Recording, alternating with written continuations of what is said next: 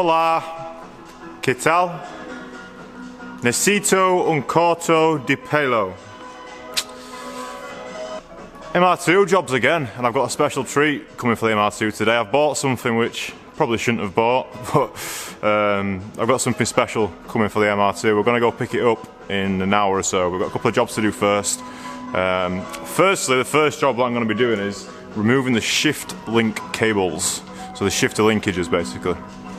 We're going to be pulling those out because we need to measure them. Why do we need to measure them?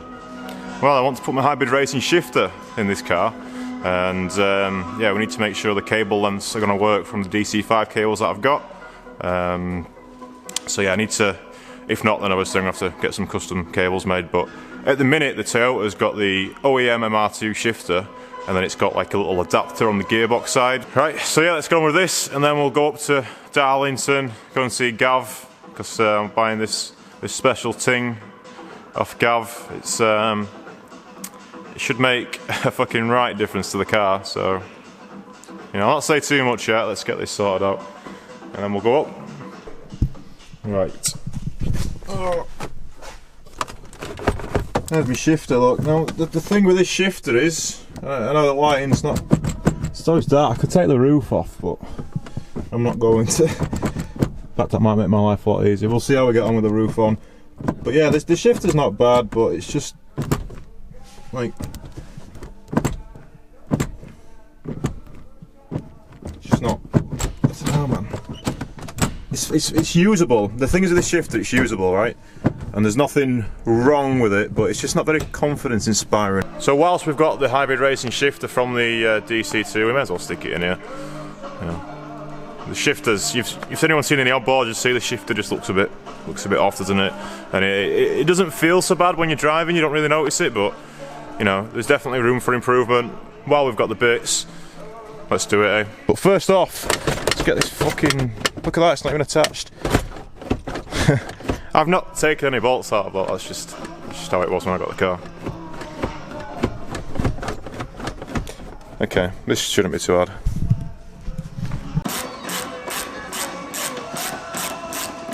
So I decided it'd probably be best if we remove the passenger seat from the equation. It was just getting in the way a little bit. These cars aren't large inside, so just having a bit more room to work is, you know, it's 4 bolts, so why not? Obviously unplugging the harnesses with a bit of a tube because I've got the harnesses plumbed in right into the roll cage through a little loop thing, which is, if you've ever tried to do it, it's a bit like having a backpack, but the thread's being a bit bigger than that. It's a right fiddly bastard, so I'm not looking forward to doing that again, but seat's out. So give us some more room. Alright, so with the seat out, you can see the existing shifter linkage shelf on the existing shifter. So like I said, that's an OEM MR2 one, and the cables come out of the bottom and go into the go through the firewall there through a little plate. Now, that's kind of far back compared to where I thought it would be. This might be more fiddly than I thought. So yeah, this is going to be interesting because obviously K-series, the engines are normally mounted in the front, obviously, and the shift cables come out the front on the normal shifter. So my hybrid racing shifter, I'm actually going to have to run in reverse, with the cables coming out the arse end of it, and then obviously going into the engine. Very interesting. Alright, I'm going to try and figure this out. Okay, I've decided I'm going to start at the engine bay side. So you can see the shift linkages just down there, and then fuck knows where they go. We need to get this air filter off. Just try and make a bit of room for ourselves. But with the car being jacked up as well, I think I'm going to lower that slightly just so I can get in, because you know I'm at quite a stretch here and I can't really see what's going on. So could perhaps do with lowering the car slightly. So I'll do that first. Hey, this is becoming quite the job. This pretty fiddly, man. Getting these cables off this side. I've done the inside, I think. I've got everything off the firewall and stuff like that. So I think all we need to do is unclip these and hopefully we can just pull them through. I don't know.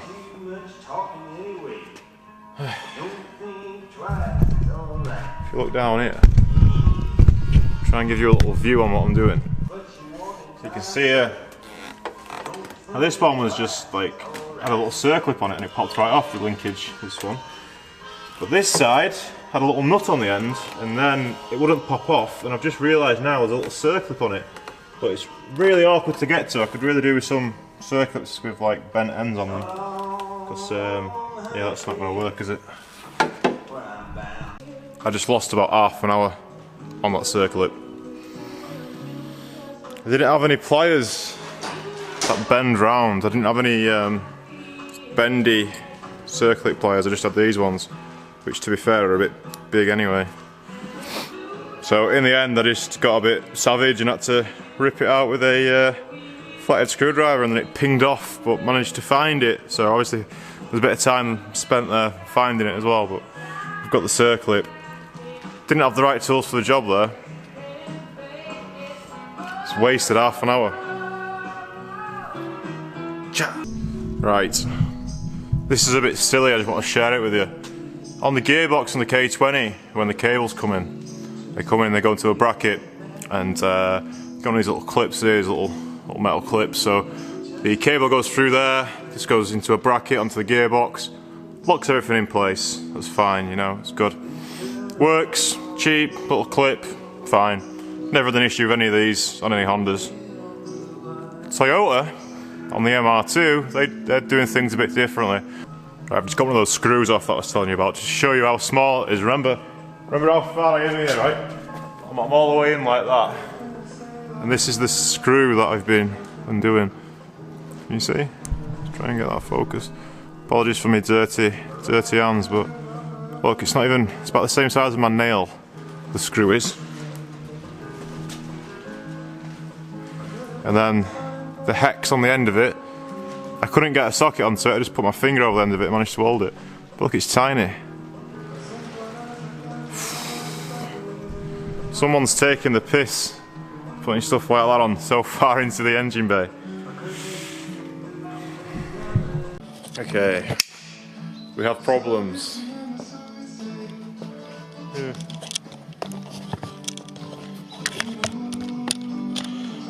So I'm inside ZMR2, look at the state, man. Oh, I've also borrowed your torch, Ed.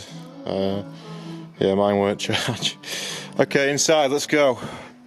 These cables, I've started pulling them through, but they won't, they were getting stuck on something, they wouldn't come all the way through.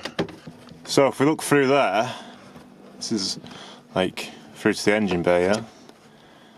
Now there's the cable going in. And can you see? Keep going. Oh.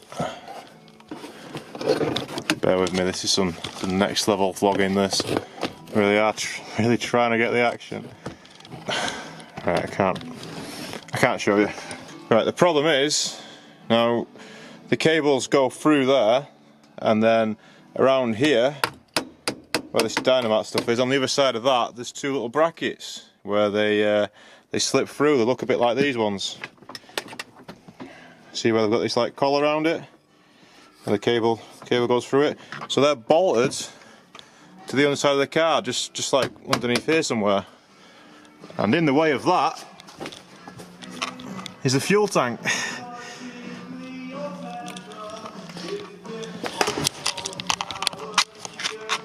So yeah, I got a little bit of a problem there, haven't I? Right, I've had to get on the Google for this one. I thought there must be a proper way to do this, you know, someone's obviously come to this problem before. On this guy's website, midship runabout. And he says he cuts the cable, look. You see that? He cuts the cable. And he also drops the fuel tank slightly.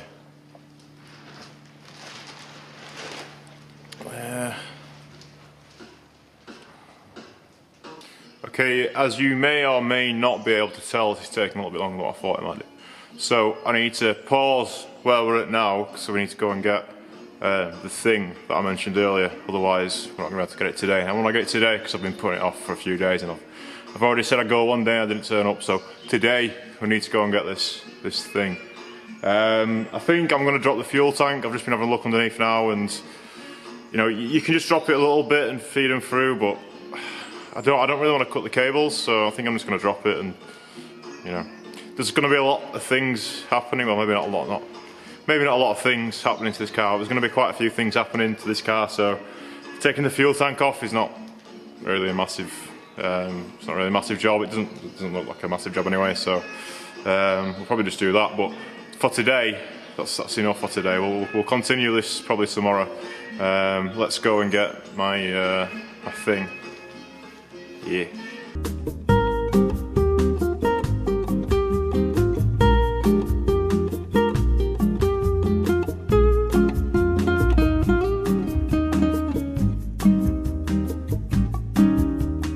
Right, I've made it to Darlington, and there's Gav and Kev's here. Kev's walked out. So as I said, I've come up here to pick up a thing, but there's a few more things actually going on here today. Someone revving an M52 in the distance, can hear that. But come round. Remember Gav, don't you? Everyone knows Gav. You all remember Gav's Jordan, right? The one that we pulled back from the ring on Flanny's S14. That was a fun day, that. Kev was there for that as well. You remember Kev, don't you? Everyone remembers Kev. Yeah. With the 306, which has not moved since. Has it moved since? No. No. Gav, why did you give up on this? I don't know. Huh? I don't know. You couldn't be arsed anymore? Yeah, well, it's mainly because of that thing, man. Yeah, so Gav bought this S3, what, about a year ago now? What you want is a Volvo, mate. A Volvo. It's exactly what you want. I want a V70. So, yeah. Oh, nice. It's a hot boy spec. God, that is really clean, isn't it? I think he's in Durham or Newcastle there. Yeah, bro. Alright? Alright, bro. Yeah, How much do you want for this steering wheel? What are you doing, like? how much you want for that steering wheel there? I want it on the MR2, but I know it's a bit hanging in that, isn't it? But I just want to see if it fits, because I need a smaller one for the MR2. Do you want to buy it? Yeah? Poor connection. Well, I want to try it on first, like, if that's alright. Have it. Right, so here it is. Here's the thing that I came up to Darlington for. It's a 320mm Momo wheel. And it's obviously going to be more of a test, really, because it's a bit hanging and stuff. But yeah, you know what I'm like. If it works, it works. You know, the leather's not too bad on it. Feels pretty nice. So it's got a bit of wear on it and stuff, but yeah, it's not too bad. Now, while I was here, I thought I'd under this little bit of shag carpet, pick this up as well. Ah, it's a gearbox. Yeah, that's what I came for. Now, that's a bit of a special gearbox, and it's come from that white EK. That really clean one that we were looking at. So, as you can see, he's even painted it, Gav. Clean that, isn't it? Yeah. So what's special about this gearbox? Well, it's an EP3 gearbox, but it's got quite a few little additions or changes on it, modifications. It's got a M factory plated diff, which the diff that's in the MR2 at the minute is just a helical one, which is still pretty good, but you know, I want to get basically Gav put this up for sale, and I couldn't resist when I saw it. I thought this would be sick in the MR2. So it's got a plated M factory differential, and it's got a 5.8 final drive, and the stock final drive is 4.7 on these, so that's a massive jump. I never thought the gearing was too long on the MR2, but this will just make it fucking berserk, won't it? What was the EK like? Was it nuts? Yeah, it was nuts, yeah. 5.8 final drive should be absolutely fucking stupid. So yeah, new gearbox for the MR2. Thanks, Gav. Yeah, cheers.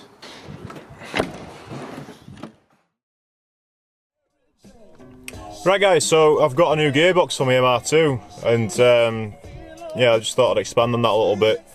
So it's an EP3 gearbox, so it's from a Civic Type R, you know, the bread van shape.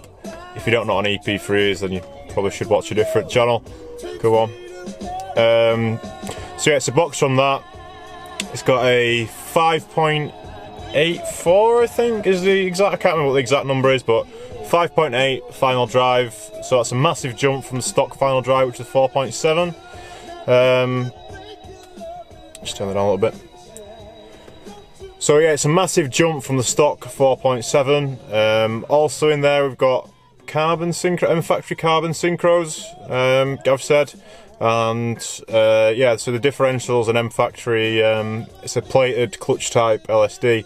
So the gearbox on the MR2 at the minute has got an LSD, but it's a helical type, and I've not really noticed any issues with that. I've had the inside spin ever so slightly on really tight turns at low speed, but you know, I never had any issues with it locking on track or anything like that. There's nothing wrong with the box that's on it really, but when I saw this gearbox go up, I thought, oh fucking hell, that's a crazy short final drive. And you know, one of the things that I kind of wanted to change on the MR2 was that. And you know, I keep to and froing with, am I going to sell this car, or you know, what am I going to do with it? But I've made a bit of money now off the back of selling stuff for the DC2, and I've got a bit of change in my pocket, and I saw it and I thought, I couldn't help myself. Yeah, I shouldn't have really bought it, because you know, I was meant to be trying to put some money away, but it's gonna be pretty lewd. The top speed with this gearbox now, I know you're probably thinking, hey, that's gonna be too short, that, but the top speed with the current tyre size is still gonna be around 145, so that's plenty enough for any circuits we can throw it. I don't even think it'll hit that at the ring if we do end up taking it to the ring, which I don't want to do. The M3's going to be miles better than the MR2 around the ring, but certainly for tracks in the UK like Cadwell Park and well, any track, I can't think of any track in the UK where you'd need more speed than that. So I mean, it's on the road as well, like, you know, going 145 mile an hour in that MR2 is plenty. So yeah, that's it for today. Hope you've enjoyed the video. I've got the steering wheel as well. I just spied that while I was up there, and Jake says that I can, well, he didn't say I could borrow it, but Kev said I could borrow it in Jake's honour, so we've borrowed that. We'll see what it's like. It's a 320mm. The one that's on it at the minute is 350. Now I've been looking at some on eBay, and I've been looking between 3 and 320mm, so if nothing else I can just try it on, and you know, we'll see if it feels any better, see if I've got any more room for my knees, because that's the problem with the MR2. Otherwise, I might have to start looking at other things to try and get the seating position better. But we're not giving up on it. It's not going anywhere just yet. Right, so I hope you've enjoyed watching this video. Join me in the next one. We'll continue working on the MR2. Sound good? Alright, I'll see you then. The camera bops are a nice, easy way to end a video.